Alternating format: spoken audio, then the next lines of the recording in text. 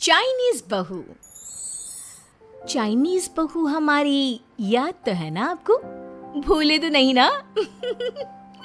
हाँ भाई, थोड़ी देर में ही सही, लेकिन चाइनीज बहू की कहानी आ ही गई। क्या हो रहा है ये देश में? चाइना ने तो आतंक ही मचा रखा है। अरे क्या हो गया? क्यों चाइना को कोसता रहता है? भूल मत, तेरी ससुराल चाइना की ही है। हाँ माँ, पर ये देखना, लड़ाई झगड़े, ये बीमारी, ऊपर से ये देश कितना चालाक है, अंदर न जाने क्या क्या करता रहता है। तभी अंदर से बहू की चिल्लाने की आवाज आती है। अरे क्या हो गया बहू, क्यों चिल्ला रही है? माँ जी, ये देखिए, ये रूस ने यूक्रेन की हालत क्या कर दी है। ऊपर से चाइना में डर बड़ा लॉकडाउन लग गया है। माँ जी, अब क्या किया जाए? अरे तो तुम लोगों को क्या परेशानी हो रही है, मैं तो यही नहीं समझ पा रही हूँ। वो क्या है ना माँ, हम लोग चाइना जाने की सोच रहे थे, सांगसू के भाई की शादी है।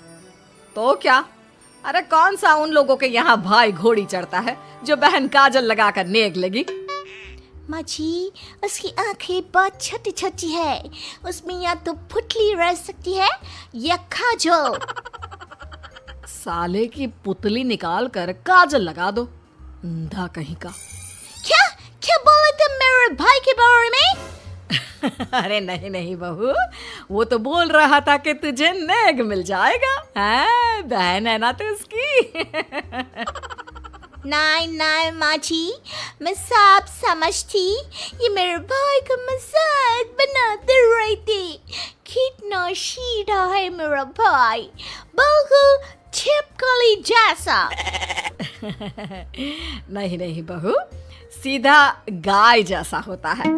सही पकड़े हैं माँ जी। हाँ, तो मेरे भाई की शादी है, मैं चाइना जरूर जाऊंगी। तभी एक पड़ोसन आ जाती है।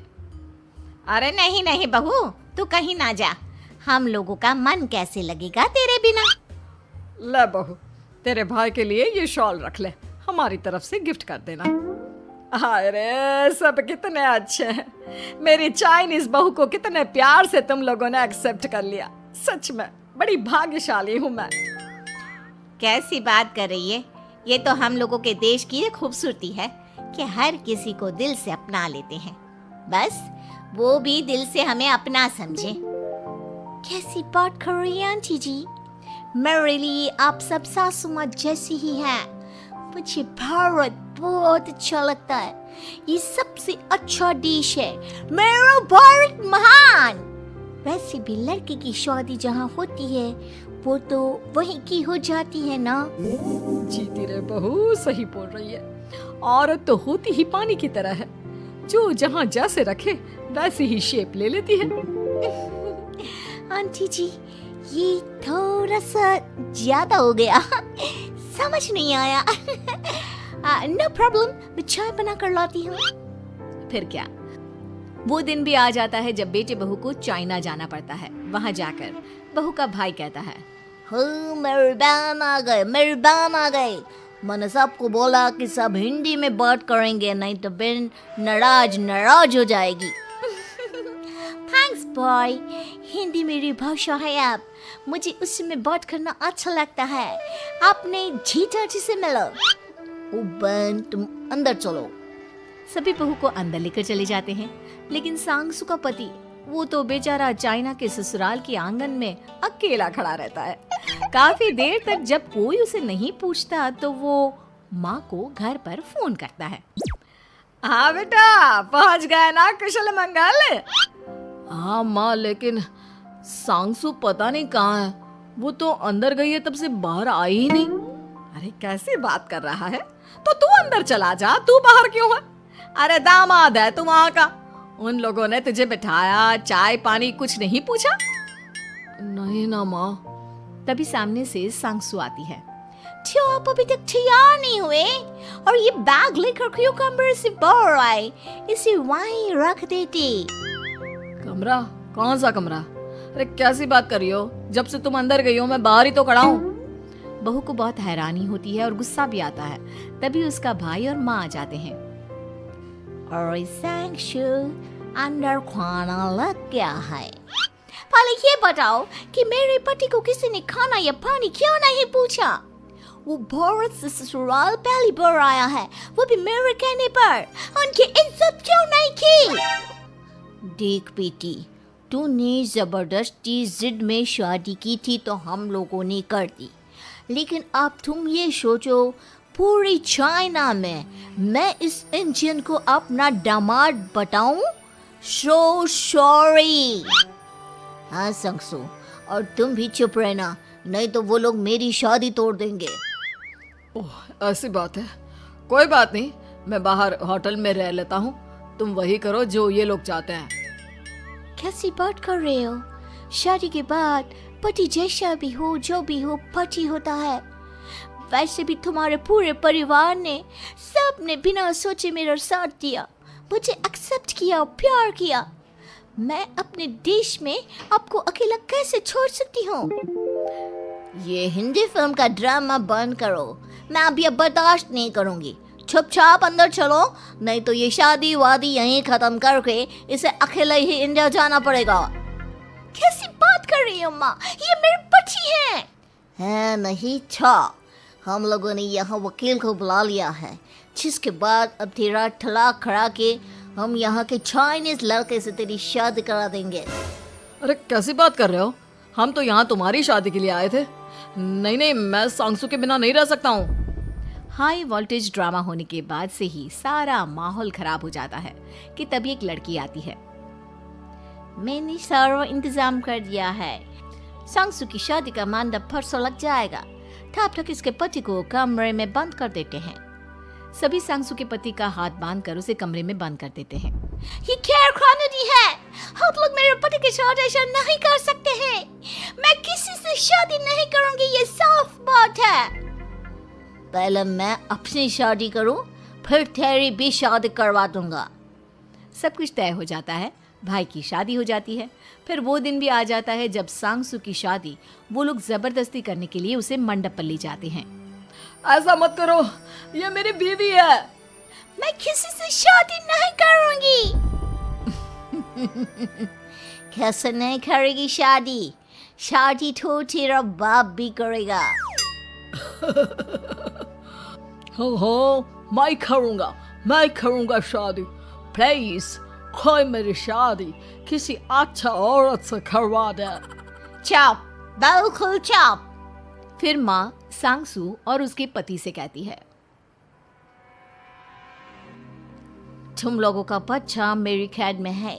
अगर तुम लोगों ने कोई भी होशियारी की तो मैं इस बच्चे को मार दूंगी। दोनों माँ का रूप देखकर हैरान हो जाते हैं। बच्चे की खातिर दोनों शांत हो जाते हैं और शादी की रस्में शुरू हो जाती है कि तभी सांगसू की सास पुलिस के साथ आ जाती है। माँ, सरसू माँ आ गई, मेरी माँ आ गई। माँ प्लीज हम लोगों को बचाकर वापस ले चलो। पुलिस सभी को गिरफ्तार कर लेती है। बेटी के बच्चे को मारने की धमकी तो कोई चुड़ैल ही दे सकती है। अरे तो ये चुड़ैल ही तो है। ये सही बोल रहे हैं, ये औरत किसी चुड़ैल से कम नहीं है। तभी उन लोगों का बच्चा भी आकर सांगसू के गले लग जाता है। माँ, तू सही समय पर आ गई, लेकिन तुझे कैसे पता चला कि यहाँ ये सब हो रहा है? बेटा, ये चाइनीज लोग ना होते ही धोखेबाज हैं। इन लोगों पर मुझे भरोसा नहीं था, इसलिए मैंने तेरे फोन को हमेशा के लिए मेरे फोन से अटैच कर दिया था, जिससे तेरे आसपास होने वाली सारी बात मैं सुनती रहूं। उस दिन भी मेरी तेरी बात हो रही थी तो तेरा फोन ऑन था, मैं सब समझ गई थी। मुझे माफ कर दो। नहीं, बिल्कुल नहीं। चलिए माँ जी, इंडिया वापस चलते हैं। आज के बाद मैं यहाँ कभी नहीं आऊंगी।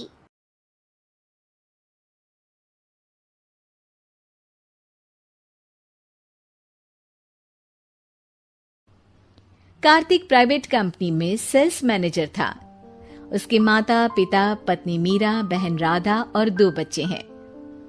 एक दिन मीरा कहती है, कार्तिक, बच्चों के स्कूल में एनुअल फंक्शन के लिए 2000 जमा करने पड़ेंगे। अरे अभी कुछ दिन पहले ही तो 10,000 जमा किए थे ना? हाँ, वो तो फीस और प्रोजेक्ट के पैसे जमा किए थे। अभी तो अगले महीने एडमिशन फीस और किताबों के पैसे भी जमा करवाने पड़ेंगे। 40 से 50 हजार का खर्चा है। मीरा, इतनी तो सैलरी भी नहीं है मेरी, ऐसे कैसे काम चलेगा? तो मैं क्या करूं? बच्चे को सरकारी स्कूल में डाल दूं? मीरा, तुम जानती हो ना, मैं मुश्किल से 35 से 40 हजार ही कमा पाता हूँ। इस घर के खर्चे दिन ब दिन बढ़ते जा रहे हैं, थोड़ा कंट्रोल करो ना। क्या खाना और कपड़े पहनना भी बंद कर दूं?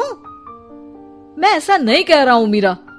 तुम जानती हो राधा का भी पोस्ट ग्रेजुएशन पूरा होने वाला है। घर के खर्चों के साथ उसकी शादी की जिम्मेदारी भी उठानी है। मेरे बच्चों की पढ़ाई से ज्यादा इम्पोर्टेंट राधा की शादी है, तो करो जो मन में आए।